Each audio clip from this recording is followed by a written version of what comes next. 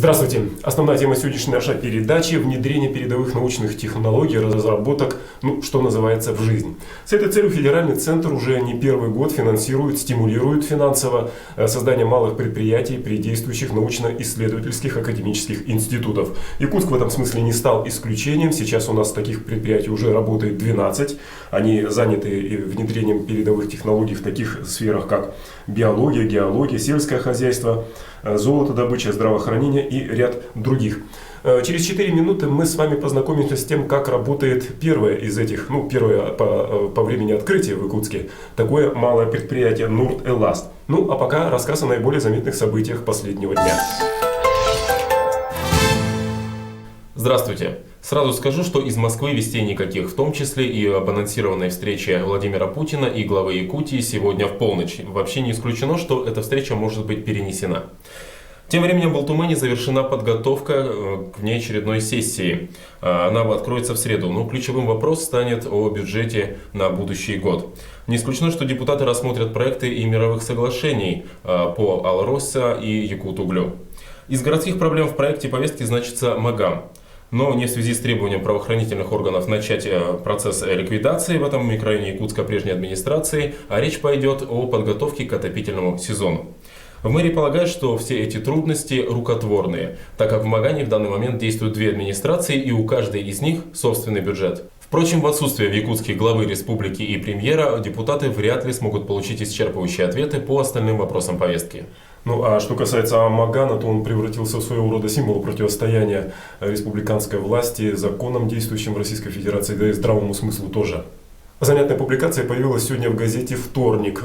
Ее тема «Каким будет прокурор, будущий прокурор нашей республики?», а суть вынесена в заголовок на первой полосе газеты. Злые языки обвиняют кандидата в прокуроры в пьянстве и в еще одном человеческом пороке. Речь идет о заместителе прокурора Хабаровского края, который, как считается, в ближайшее время займет вакантный пост прокурора Якутии. Впрочем, с одной попытки можно угадать, чьи уши торчат из-за вот этого самого злого языка. Наверняка это человек, который в случае назначения Подслатенко все-таки на пост прокурора республики уедет из Якутска, причем не в самый дальний улус нашей республики.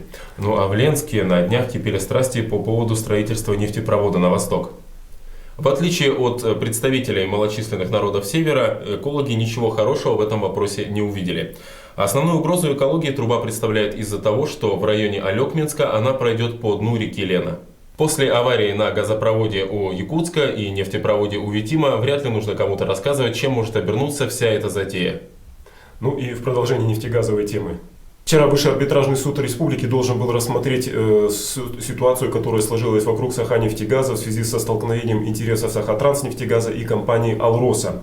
Однако суд перенесен на ноябрь месяц, и, как считает действующий президент Саханефтегаза Виталий Киприянов, это, в общем-то, в интересах их оппонента. Дело в том, что пока суд доделан, буквально в переносном смысле слова, активы этой компании, ее имущество по дешевке распродается. И делается это с попустительства не только властей, правоохранительных органов, но и судебных инстанций тоже. Впрочем, разборки, даже такие горячие, не всегда имеют знак минус для имиджа нашей республики. В самом деле, наши якутяне отличились на коврах в городе Липецк. В этом городе завершился всероссийский турнир по вольной и греко-римской борьбе среди инвалидов по слуху. Об этом пишет сегодня газета «Саха-Сире».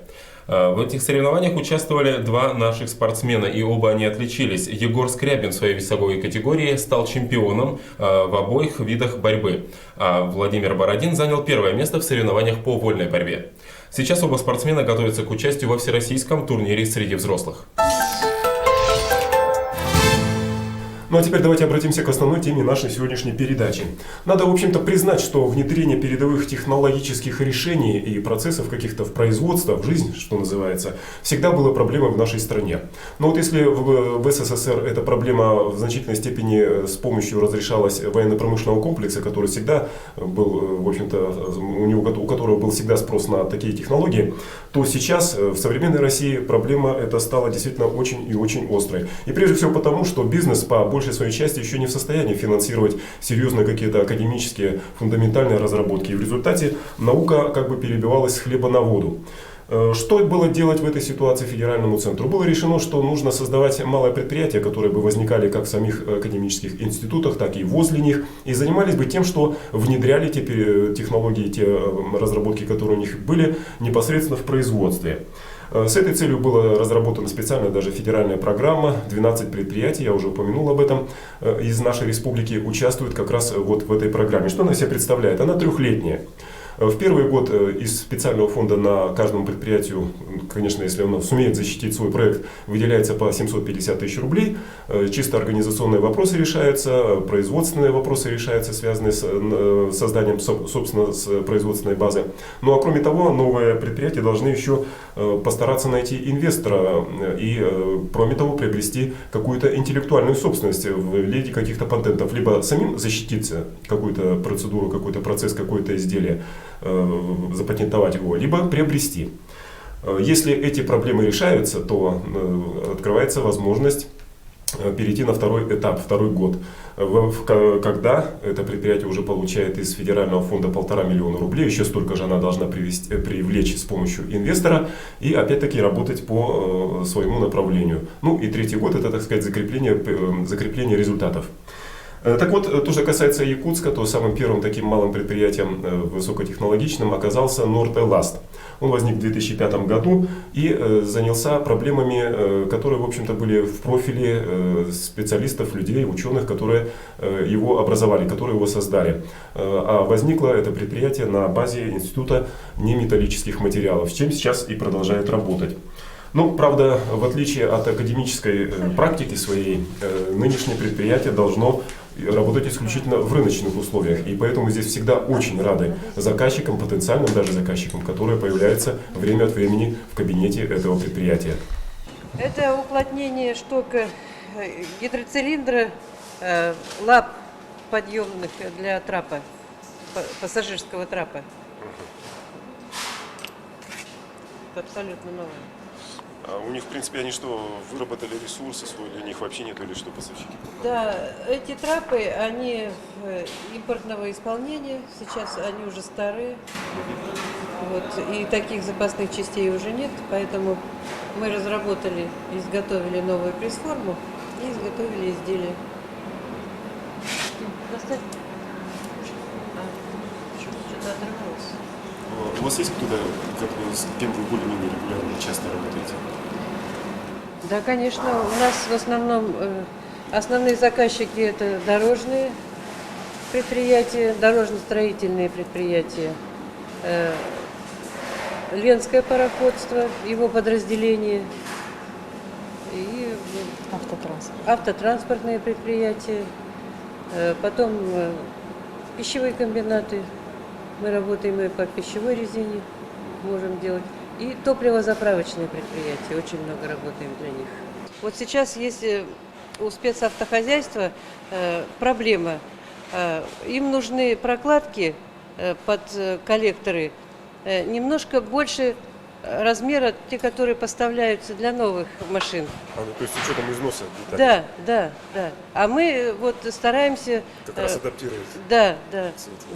Есть еще ниша, которую достаточно трудно занять большим производителям, которые поставляют сюда продукцию. Это... Серийные какие-то, да? Нет, это наоборот малые партии. Уникального оборудования, да. Импортозамещения. То есть не каждый потребитель может позволить себе завести запчасти из Германии, из Америки. Здесь на месте мы можем сделать даже что-то лучше, подходящее именно к нашим климатическим условиям, тем условиям эксплуатации машины, механизма, те нагрузки, которые там развиваются, морозостойкость, среды, в которых изделия эксплуатируются. Недавно вот у меня был один клиент, который с района приехал. Они занимаются, их хозяйство закупило, значит, оборудование, итальянское оборудование для прессования сена. И так как это Италия все-таки теплая страна, вот, и они вынуждены вот это оборудование держать в большом ангаре, в отапливаемом. И его невозможно держать на улице, потому что вся уплотнительная резина у них лопнет, она не приспособленная. То есть он что, намерен адаптировать его к нашим условиям? Ну, если они пойдут навстречу, если они захотят вложить какие-то средства на переоборудование, конечно, мы это все сделаем. А для того, чтобы получать поддержку фонда, вы должны были, помимо прочего, помимо организации самого предприятия, должны были еще и приобретать интеллектуальную собственность, то, что называется. У вас два патента получилось, да? Вы их разработали сами, либо у кого-то купили? Как это происходило? Что Я это хотела было? пару слов сказать именно об этих разработках. Они сделаны на основе уникального каучука, который выпускается отечественной промышленностью. Это пропиленоксидный каучук, температура стеклования, то есть тот температурный предел, до которого может быть использовано изделие, это минус 74 градуса Цельсия. Такого нет, это завтрашний день в развитии полимерного материаловедения. Ну, то есть мы пытаемся все самые новейшие разработки, существующие на рынке каучуков, внедрять, да. То есть это наши рецептуры, там помимо основного этого ингредиента каучука еще масса других добавок. Мы адаптируем, мы создаем материалы с заранее заданными свойствами, но под те конкретные изделия,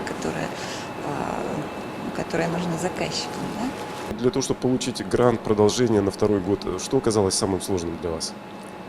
Самым сложным оказалось это найти инвестора, того человека, который бы поверил в нас и вложил в развитие нашего предприятия какие-то средства.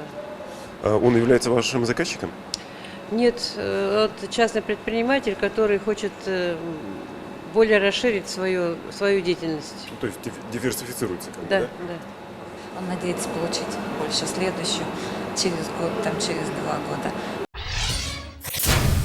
Вот если можно попробовать заглянуть в будущее, а что будет дальше? Дальше, Вы так тяжело вздыхаете? дальше, я думаю, будем стараться развивать нашу деятельность и расширять области нашей деятельности. Потому что есть еще точки приложения знаний наших научных сотрудников. Вы имеете в виду не только резинотехнические изделия или что? Да. Кстати, Еще по научной программе, которая существует на второй год, мы финансируемся уже второй год, во втором полугодии мы должны как-то адаптировать к нашему рынку алмазные абразивные инструменты на основе резины, на основе эбонита.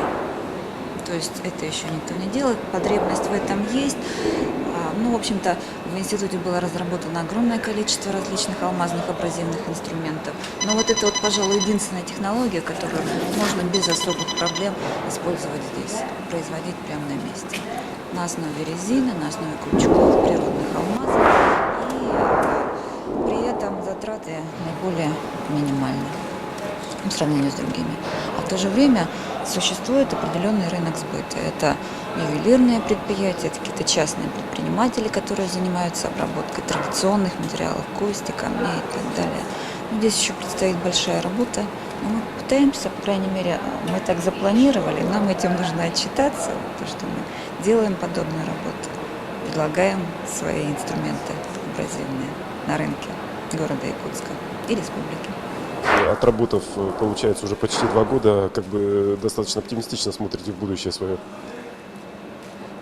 если будет у нас поддержка со стороны правительства, может, какой-нибудь госзаказ большой, мы бы Сейчас вообще госзаказов нет? Нет, абсолютно. То есть вы исключительно как рыночное предприятие Да, работаете? да. Мы очень хотели бы, конечно, получить большой госзаказ, и тогда у нас наладилось бы все это. А встречное было предложение хорошо. насчет госзаказа у вас есть какое-то? То есть, что бы это могло быть? Ну, что могло быть? Ну, может быть, нас привлекли бы к новому нефтепроводу. Резины там меньше, там, допустим, чем на нефтепроводе Талакан-Витим, который полностью сборно-разборный, да, который тоже, в общем-то, Да, дело на- наших рук, да? Да. То есть вы на Да. временном этом нефтепроводе тоже работали? Конечно. Терминалы, да? Да, 22 тысячи уплотнительных манжет было установлено при сборке этого нефтепровода. Я в этом году была в Ленске и разговаривала с главным инженером Он сказал, что резиновые уплотнения показали себя очень хорошо, никаких претензий по этому поводу у нас нет. Мы просто были озабочены вот этим аварией вот этой. Да, да. Большой опыт в этом деле у нас существует. Подберем профессионально подходящие резиновые смеси, изготовим все, что понадобится. Завтра мы продолжим разговор о новых технологиях, на этот раз о новых технологиях в строительстве. Ну, правда, кое-кто из знающих людей утверждает, что новое в строительстве на самом деле это очень хорошо забытое старое. Ну, вот насколько это так или не так, а может быть где-то, так сказать, истина лежит посередине, мы будем с вами разбираться завтра. А на сегодня все. До свидания.